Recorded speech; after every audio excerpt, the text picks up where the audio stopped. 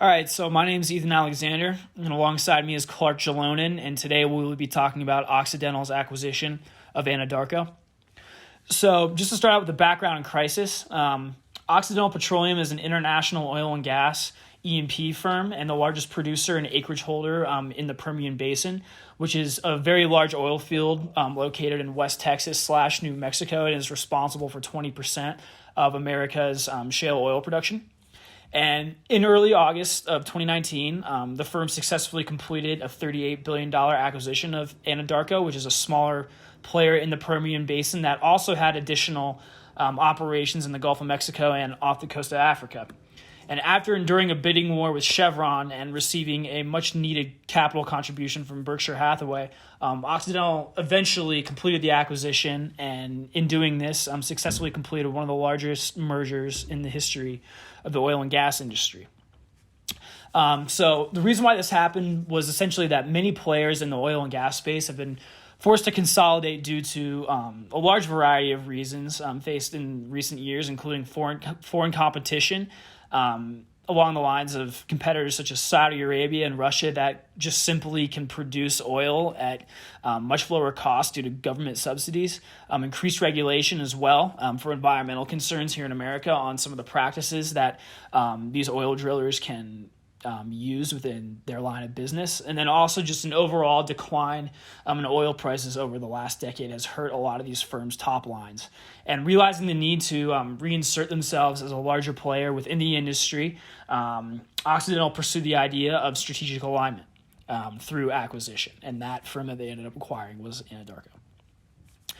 So within the management solution, the planned objectives of the acquisition was not only to pursue strategic alignment, as I said before, but also to realize a multitude of synergies, including number one, increased operational efficiency. Number two, expanded production capacity, as obviously the firms will be able to produce more. Number three would be variable and fixed cost reductions. And then number four would be heightened industry expertise, as both of these firms used to be competitors, and we have a strong feeling that they might have been hiding certain things from each other in order to better compete. So now with this shared knowledge, they will be stronger. And as oil prices are currently at their all-time lows, they're expected to rise in the next 1 to 2 years, gave Occidental its best chance to achieve its overall goals through a merger. So timetable for the acquisition. Number one would be to appoint key personnel from Anadarko to managerial positions within the new entity that would be Occidental as a whole. The second thing that would have to happen is that the new firm would have to sell off the newly acquired assets in the Gulf of Mexico and just off the coast of West Africa resulting from the acquisition, as this geographically consolidates the firm's business practices to just America and gives them the best possible chance of realizing a variety of cost-saving synergies. And then lastly, using this cash realized from the sale of those assets, Occidental would then be able to better pay off its many debt obligations and interest payments that it incurred not only through the acquisition, the capital that had to raise, but also just all of the debt that was on the balance sheet of Anadarko, even just to start. So resource and capability evaluation. The overall concern is that Occidental greatly lacks the financial resources to acquire Anadarko on its own. So as I mentioned before, $10 billion preferred stock investment by Berkshire Hathaway.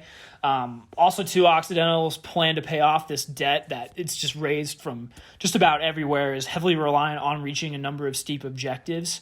So as I mentioned before, needing to sell off the non-Permian assets almost right away and at the right price to pay back these varying creditors. And in addition to that, just knowing this, many creditors required a high rate of return on their investments due to the high risk associated with the deal and the ability for the firms to integrate and turn things around quickly. So management preferences. In order to ultimately realize the benefits of a successful acquisition, Occidental believed that pursuing a friendly statutory merger of Anadarko would be best. And in order to do that, Occidental first believed that it would be crucial to convince Anadarko of the shared value that would be created as a result of the merger. And then also that a successful payment structure, aka a good blend of stock and cash, was offered as consideration for the deal in order to satisfy both firms and for them to actually go forward with it. So within the search plan, we identified the following criteria that would be best for Occidental to achieve their desired goals. And so this would be number one, requiring a market capitalization of the target to be under $25 billion. The target market that they reside in would be within the Permian as an E&P exploration and production firm. Profitability would be preferred to have a historically sustained operating margin of about 25% and a profit margin of 10%. A degree of leverage, we want to keep that as low as possible, so preferred under 40%. Market share, we would want the target to currently have about 4% of the current E&P market just to make things worth Occidental's time and all the costs that are going to be incurred in order to successfully pursue this. And then lastly, in regards to cultural compatibility, we want to acquire a competitor that has very similar operations and just the nature of the business within the Permian Basin and just what they do, we believe should lead to compatibility ultimately. And so here is our comps analysis that we ran, and within all those criteria, we ultimately came to the conclusion that Anadarko Petroleum would be a prime target for Occidental to pursue in a merger. A key element in the negotiation strategy of this deal is to address the issues that are likely to be faced by the buyer and the seller. Some of the key issues to be faced by the buyer may include a bidding war against Chevron. The bidding war against Chevron significantly increased the total consideration that is to be paid for Anadarko.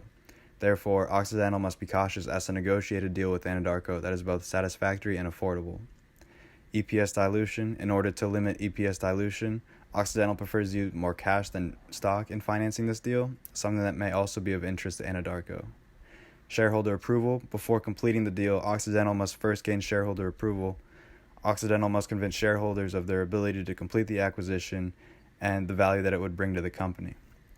Some of the key issues Anadarko may face would be the total consideration paid. Anadarko is looking for a deal that is composed of both cash and stock, one that would provide them the most value. Additionally, Anadarko is looking for a deal that would provide them more value than the one that they are currently offered from Chevron. Purchase and offer price. We've established that the minimum price Occidental could offer is $34 billion. This would be equivalent to the $33 billion offer that Chevron has made in addition to the $1 breakup fee. This is the minimum price that Occidental could offer to Anadarko, and we believe that the maximum price Occidental could pay for Anadarko is roughly $36 billion. Anything above that would be too expensive for the firm. Some potential sources of value include the cost-saving synergies that would be achieved through the combination of the two firms' operations, and a potential destroyer of value could be the overpaying of the acquisition for Anadarko. The more that Occidental pays for the firm, the more that it has to make up financially through the operations.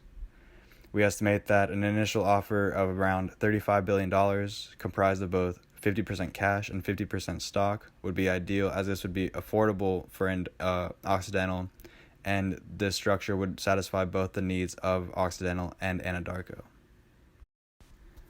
The financing plan. We believe that the developed purchase price of $35 billion is likely to endanger the firm's overall credit rating. The high amount of debt and interest rates that are incurred in this deal are likely to harm the firm financially. Even after the combination of the two firms, it's estimated that the combined entity's balance sheet will retain an atrocious amount of debt, around $35 billion as well. And an additional consequence is the volatility of oil prices. The risk of prices falling at any moment is another factor that credit rating agencies will take into consideration. As a result, we predict that the firm's varying notes will likely get downgraded to junk status 12 to 18 months after the acquisition is completed. Some of the challenges we may face during integration include the ability to quickly combine the operations of these two firms, selling off all non-Permian-based assets, realizing key cost-saving synergies, and meeting various creditor and investor financial requirements. Some possible solutions to these problems include carefully selecting and implementing key management personnel. We believe that with the best managers appointed, Occidental would be in the best position possible to maintain normal levels of operation, therefore reducing customer and employee attrition. This will provide the firm the most stability needed and the greater ability to pay off their debt. We believe Occidental chose the right strategy and the right target in an attempt to increase market share and increase operational and financial performance. As it would turn out, however, Occidental failed to execute on the strategy as they failed to meet many performance obligations, and the debt that they had incurred in this deal was ultimately too great for the firm to handle. If we had the opportunity to make changes to this deal, we would have preferred to pay a more affordable 34 to 36 billion instead of the 38 billion that was paid. This would have given the firm more financial freedom to use on operations and to possibly take on less debt. We would have not relied so heavily on the rebound of oil prices, and we would have not sold Anadarko's most profitable assets in the Gulf of Mexico. This would have reduced the risk of the deal overall, and we believe that the combination of these three changes could have given Occidental the best chance at success in achieving their overall goal and reducing these issues that have plagued the deal from the beginning and have led the deal to be considered one of the worst deals in the oil industry of all time. Thank you.